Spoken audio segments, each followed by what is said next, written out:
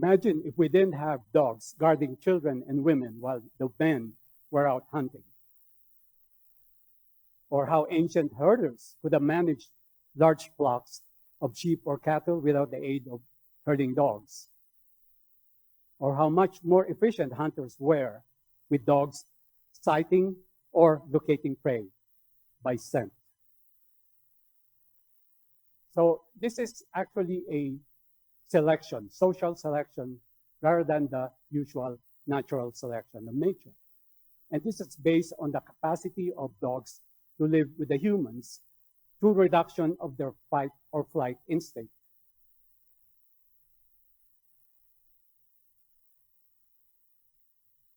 This is reflected in the evolutionary changes in the dog's brain, specifically the limbic system.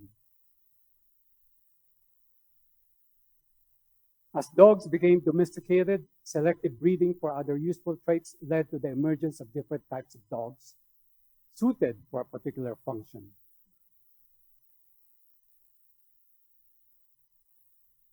We have many ancient breeds. These dogs are essentially unchanged from ancient times, hundreds or thousands of years. They survived through time due to their hardiness and lack of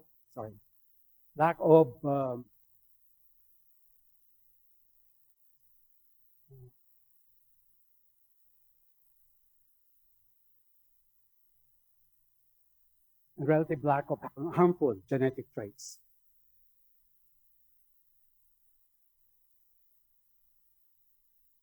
I make no apologies in citing my own breed, the Pekingese, as one of the oldest breeds. As early as the 7th century Tang Dynasty, there were dogs called blind dogs in the imperial court. Its ancestors were in existence thousands of years before that. Breed survival or extinction hinges on man's efforts to maintain the breed as it existed. Breed extinction happens when there is no longer any interest in its function or role in society, or sometimes due to massive historical upheavals such as war and calamities.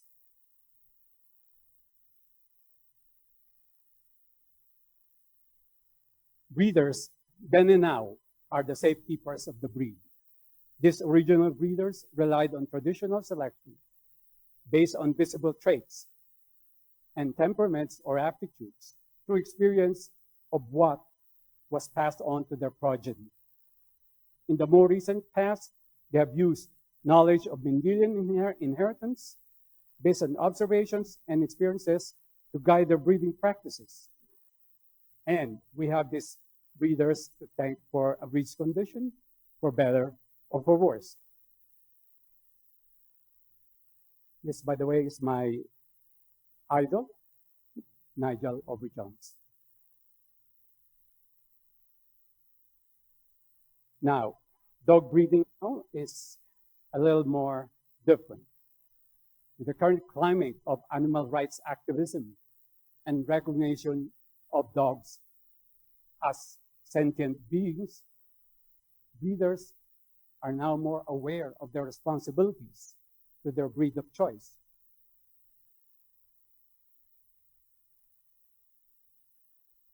We need to think first of their health and welfare, including good animal husbandry, better veterinary care, and proper breeding practices that will preserve and maintain breed health. Conscientious breeding takes into account first a breed's overall health and temperament and before conformation. Otherwise, it is useless to have dogs that cannot perform its function.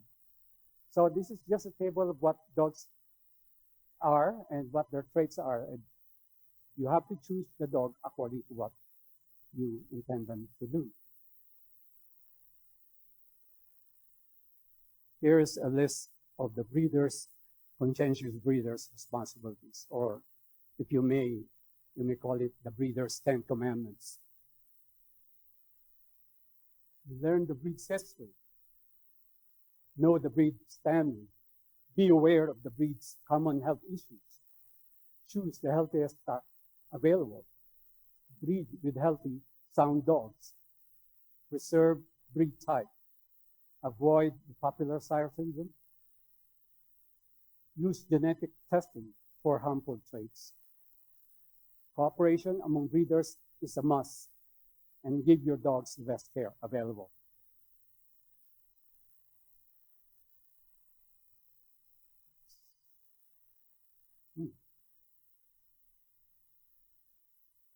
First, you have to know the breed history.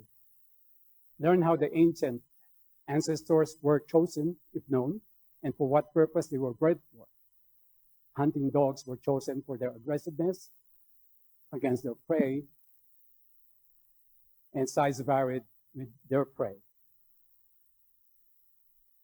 Herding dogs were chosen for their innate ability to corral and guide sheep or cattle. Terriers were meant to catch vermin, rats and badgers, etc., by going to the small holes in the earth. Thus, their name, terriers, from the Latin terra, and so are usually small. Working dogs were bred for carrying loads, rescue, and police work. Of course, toy dogs were meant to be house companions, and so are usually small. Number 2, know the breed standard. Do you know your breed standard? Simple as it may sound, but many who are attracted to a breed initially often just go into it without learning about what makes a good specimen of the breed. It is important to know the breed structure and how it affects health, movement, and function.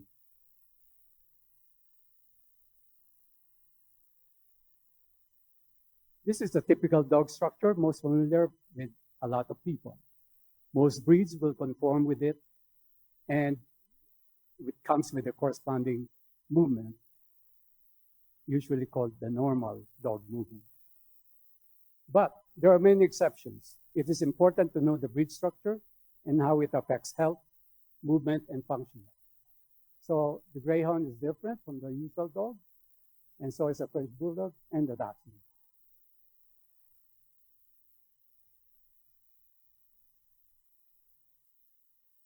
Again, I cite my breed because I'm most familiar with it.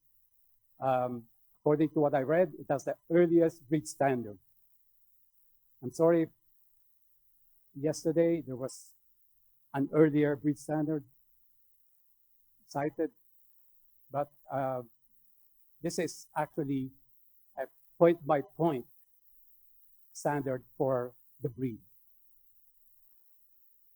This was penned by the Empress Dowager 𝐂𝐸𝐸 of the Manchu dynasty in the mid-19th century.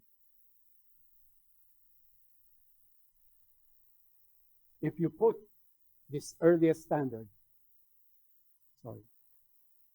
if you put the earliest standard against the current existing standard, you will see that it is actually basically unchanged.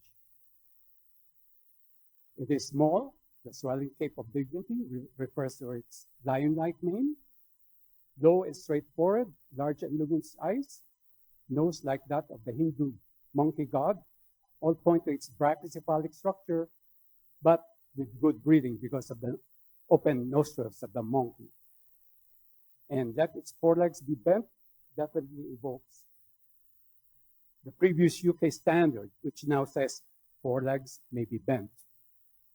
Let its body be shaped like that of a hunting lion, is mirrored by its large chest and narrow waist.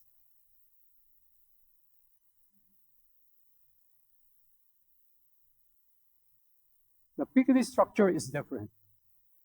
It is achondroplastic and at the same time brachycephalic. So this is an illustration from the Pekingese Club of America, Pekingese Study Guide, 2020 edition, with permission to use, of course. And it shows you how the Pekingese is constructed. You will note that it's radically different from many breeds. The face is not totally flat, it slants backwards. So there is a muzzle there.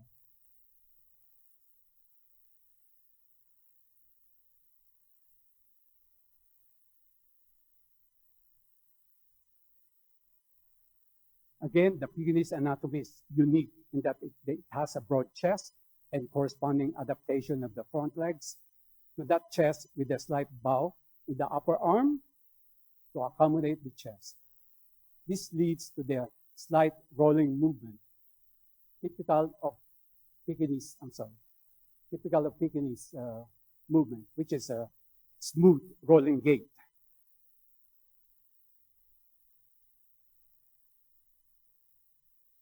Number 3, be aware of the breed's common health issues. We have a lot of breeds where there are common health issues.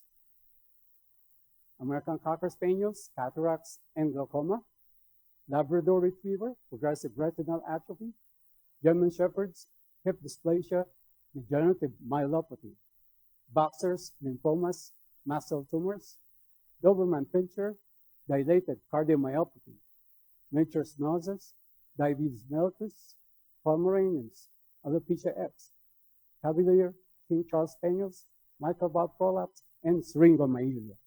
These are very serious diseases. Number 4, choose healthy stock to start with. Don't rush into buying the first dog that catches your eye. Look at several kennels first. Inquire about how long the average dog lives in that kennel. Ask to see the older dogs in the kennel if they are active and healthy. That is a good indicator of longevity and good health in that line.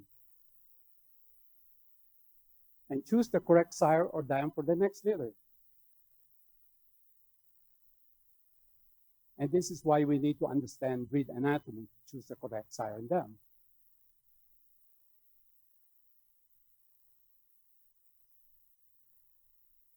And correct breed structure is also vital to judging our dogs,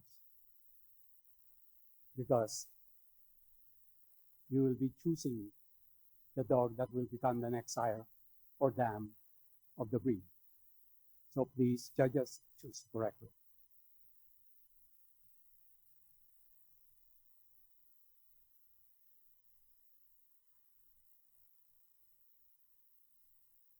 Number 5, start anew if there are serious health issues with initial stock. If you find after buying your initial stock that you have serious health problems, do not hesitate to discard these specimens and start anew. They may be good as pets. Otherwise, you will open yourself to heartbreak after heartbreak with breeding unhealthy dogs that will cost you huge veterinary bills. And I can cite an example of 2 dogs from the same kennel who both came down with severe paralysis from intervertebral disc disease, or IVDD, and were paralyzed for life. That may be an indicator that that particular line may have the tendency for severe IVDD. So, not wise to breed from these specimens. So, with healthy, sound dogs. Dogs and bitches should complement each other. Don't double up on faults, especially in health issues. And preferably, they should be both free of serious diseases or genetic traits. For outside studs, if the average age of older dogs in the kennel is normal for the breed lifespan, then it is a good indication of health and longevity. Check for fertility issues. This is very important when you have a diminishing gene pool. In females, infertility may be exhibited by irregular heats or seasons, missed pregnancies, poor litter survival, or small litters for the breed.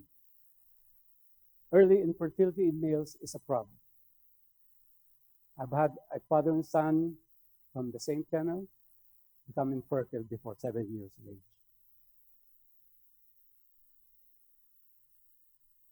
check for sound temperament. Each breed has a temperament appropriate for its function. Aggressive behavior in unprovoked situations and excessive fear reaction are disqualifying faults, and this dog should not be used for breeding.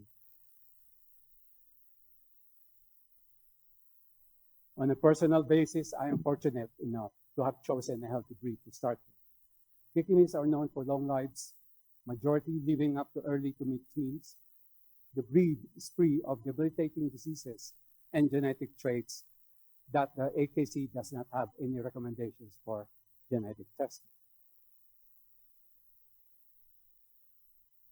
But you have to watch out for certain issues as well. There are, of course, no perfect breeds. The Pekingese may have certain issues, and these are what I came across with, both in my own kennel and in others. Early deaths may be indication of cardiomyopathy or other heart issues.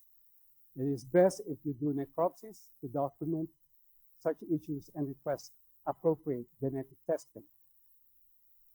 It is best not to breed with individuals more severely affected with entropin, dermoid cysts, and other hereditary health conditions. If with boas, remove from breeding program.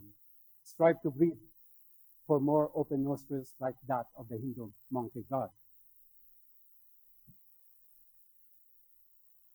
Pekingese are often thought of as just lap dogs, but many have competed in obedience, agility, and speed events. Look at this show Pekingese chasing after a decoy in past cat event. Proof that a Pekingese with correct conformation can also breed freely to compete in these events. I'm sorry, I'm not playing I thought I was supposed to click next, but it's not playing the video.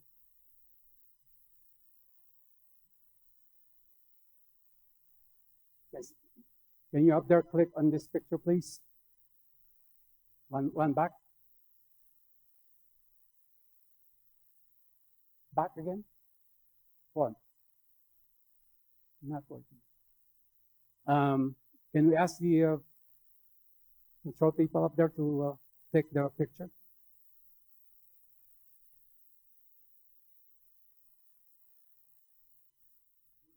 Just 1 second, Ray.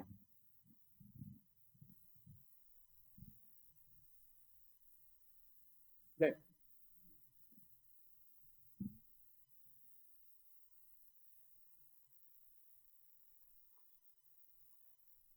Please click on the picture.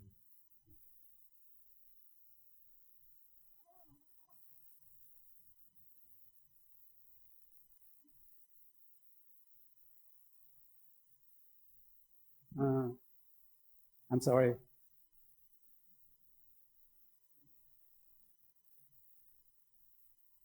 I just say it's important to show this.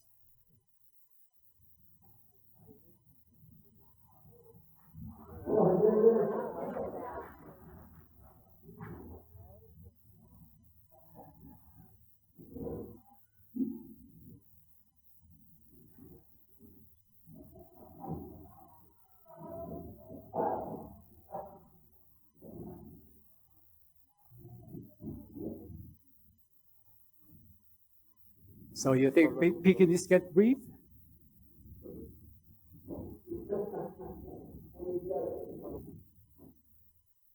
You did it in 40 seconds.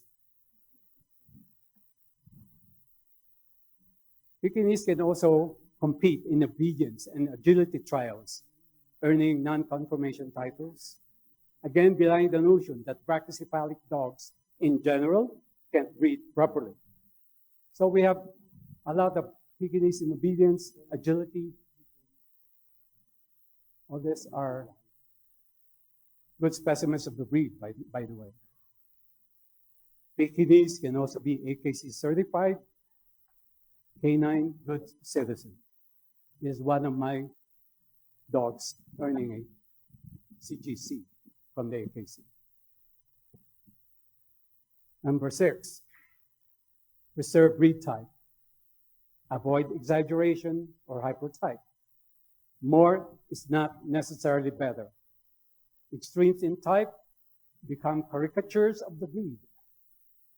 Improvement must take into account health and temperament more than any others, because the standard is there. Just conform to it. There must be balance. So this Shar-Pei has too much skin fold. That's the correct Shar-Pei. Number 7, avoid the popular sire syndrome, or what we call the founder effect. Many rush to breed to the most winning dog of the moment without regard for its suitability for the bitches. This is not advisable for several reasons. Loss of genetic diversity, especially if the gene pool in the breed is already small to begin with. And if this popular sire carries a deleterious recessive gene for serious disease, it will spread that trait into the general population of the breed. Any serious faults he has, and no dog is perfect, will become prevalent in the breed. And diseases attributed to the popular sire syndrome include copper toxicosis in Bedlingtons, rage syndromes in English Springer Spaniels, and histiocytic sarcoma in Bernese Mountain Dogs.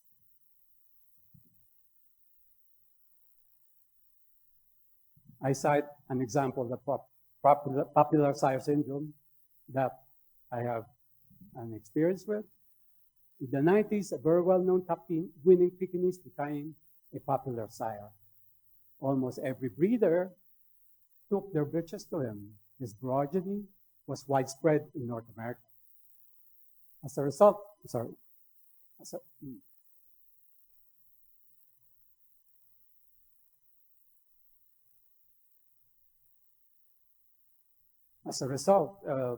many inherited these loose shoulders and were out at elbow, causing a jarring side-to-side movement rather than the desired smooth, effortless roll as in the standard.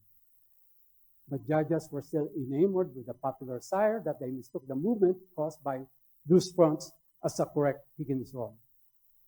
So unfortunately, this misconception still carries to this day. So there is lasting harm in the popular sire. So, number 8, use genetic testing judiciously. Genetic testing is now becoming widely available.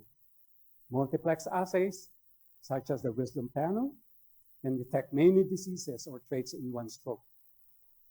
Some breeds have their own catalog of harmful genetic traits, which can be screened for. Blindness, debilitating inheritable conditions, or genetic predisposition to certain diseases.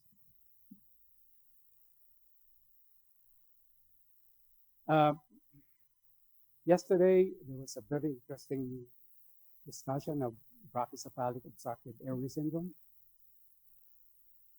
It is a constellation of physical findings with no particular genetic locus.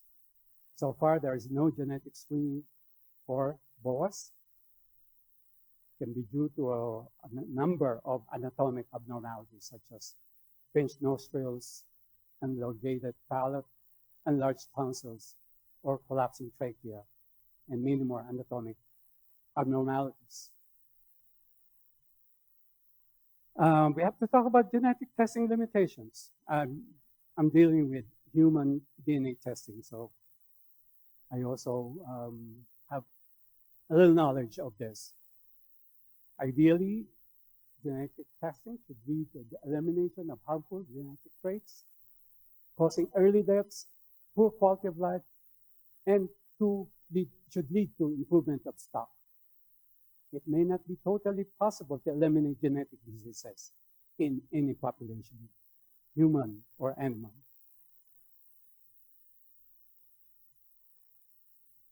Genes do not exist in isolation, and there is what we call the phenomenon of linkage disequilibrium, where genes are inherited as a package rather than singly. So if you discard the specimen from the breeding pool based on the presence of a bad gene, you may actually be exchanging it for a worse trait or disease.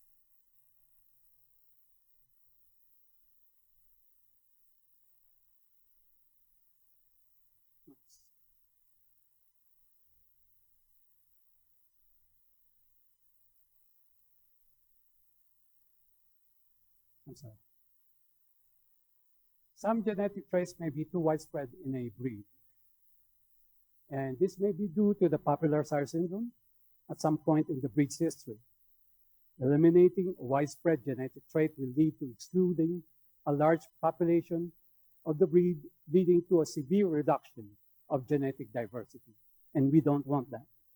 So we can use genetic testing to calibrate breeding so as not to lose genetic diversity by employing dogs with certain recessive faults, but making sure we don't breed with the same genetic fault.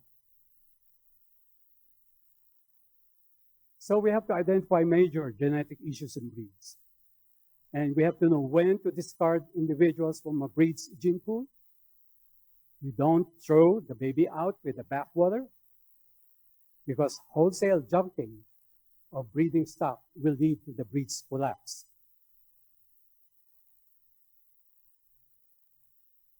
Another issue is genetic testing cost.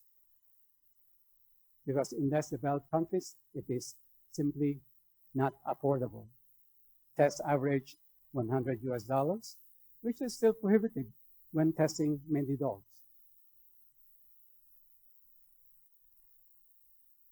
There are other issues with DNA testing. Pet DNA testing is not regulated by governments. There's much to be done in this field to ensure accuracy and compatibility from format to format. Scientists generally express healthy skepticism about DNA companies' claims, since these are based on a limited number of dogs tested. Even when accurate, interpretation of results is not as straightforward as being positive for trait or risk factor does not necessarily mean the dog will come down with the disease 100% of the time.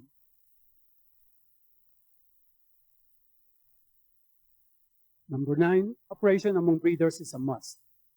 Competitors in the ring maybe, but they should be allies in breeding. If you limit stud services to a few, that will severely decrease genetic diversity in the breed. We are all on the same team, the breed team. Number 10, dogs the best care available. Remember, dogs totally depend on us for their daily needs and health care. Provide the proper facilities with adequate space, feed quality food, appropriate weight and size. Clean water must be available at all times. Vaccinations must be current. Keep your dogs clean. Exercise according to breed needs. And consult the best veterinarian for health issues. But,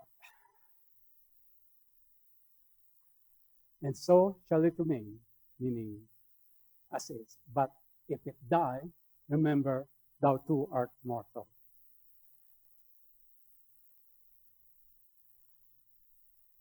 This is just reminding us of our own mortality as well.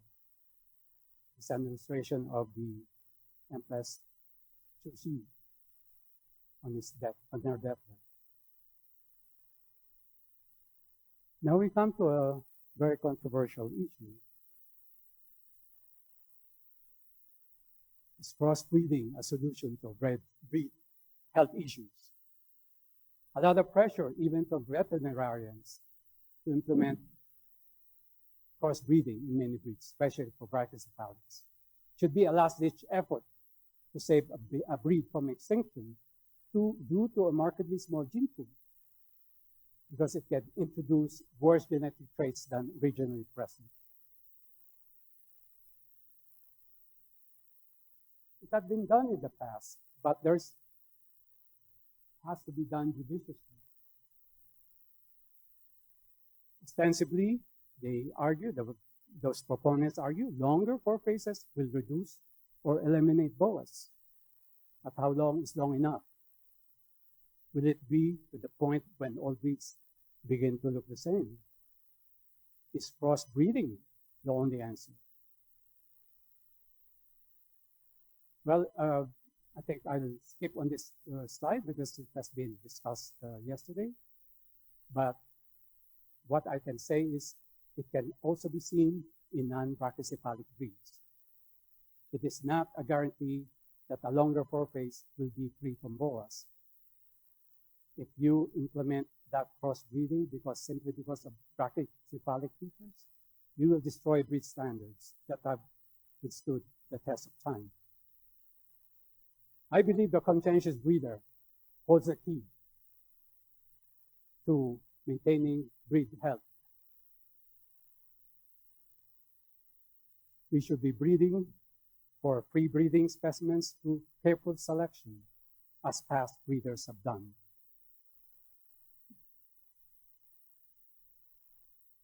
We must resist the homogenization of breeds, meaning breeds are beginning to look alike because of these pressures from outside.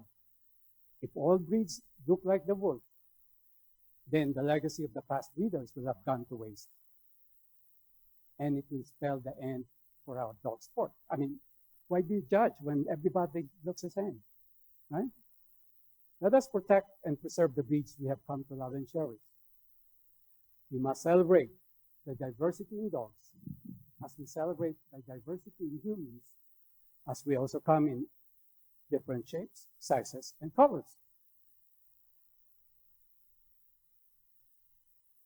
We must preserve the human-dog bond. Are we to release our dogs to the wild as animal rights activists propose? That is where they belong. They do not. The ancient wolf, the dog descended from, is extinct. Where is it go to again? Are we to disregard the EU's long, intimate, and mutually beneficial relationship that got us to this wonderful state of affairs where a dog will protect its human at the expense of its own life? We need the dog in all its forms, shapes, and sizes to make our lives complete, where dogs live comfortably side by side with their humans. To do otherwise is a shameful capitulation to the demands of a misguided few. We should know better.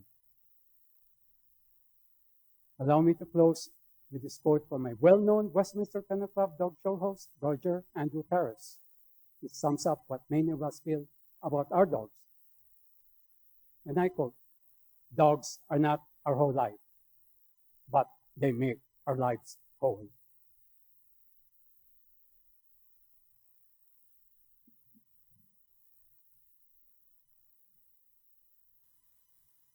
And with that, thank you very much. Thank you, Dr. Low. So open up to the audience. Is there any questions for Dr. Low?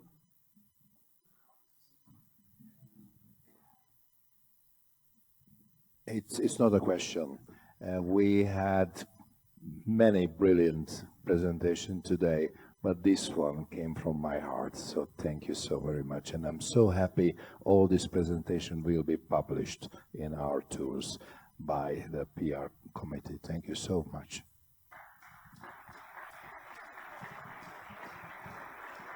Any other questions?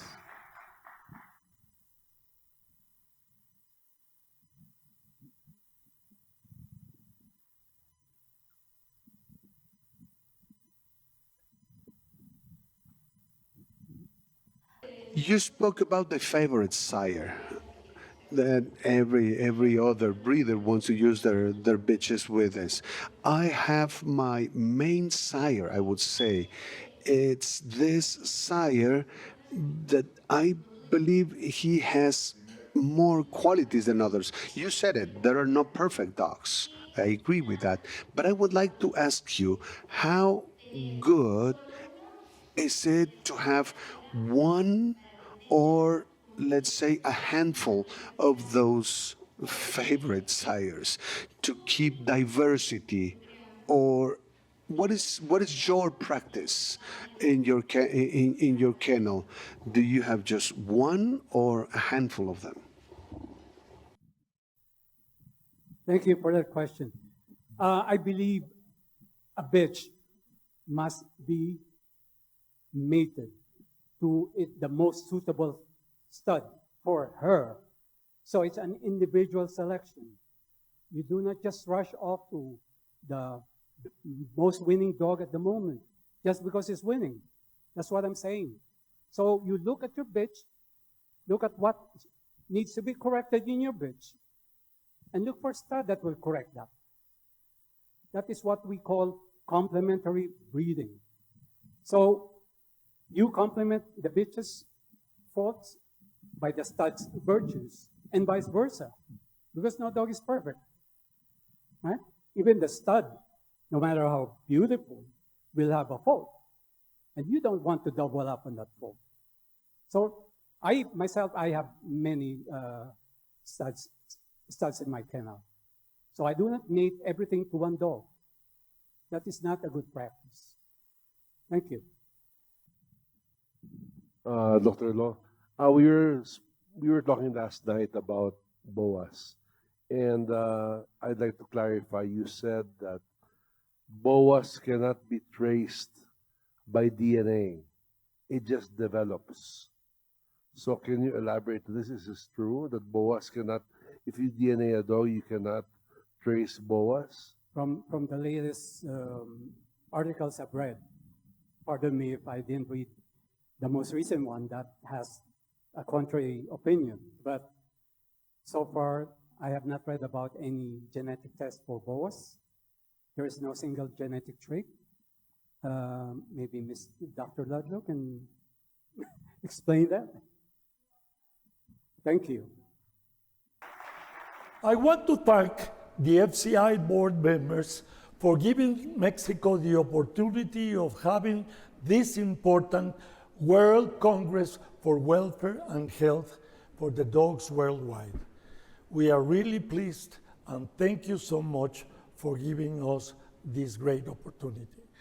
And also I want to thank all the speakers from all over the world who participate in this great event. Thank you.